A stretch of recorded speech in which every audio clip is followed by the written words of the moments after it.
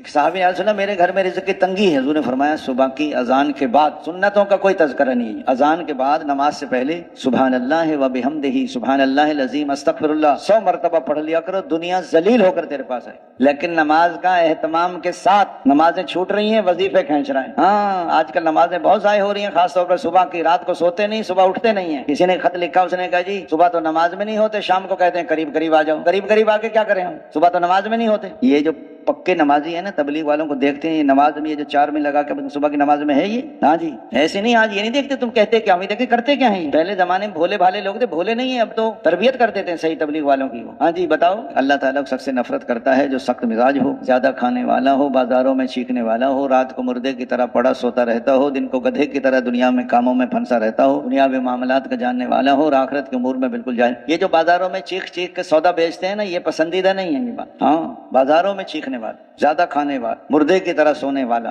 گدھے کی طرح دنیاوی کاموں میں پھنسا رہتا ہے۔ اللہ تعالیٰ سے نفرت کرتا ہے جو سخت مزاج ہو، زیادہ کھانے والا ہو، بازاروں میں چیخنے والا ہو،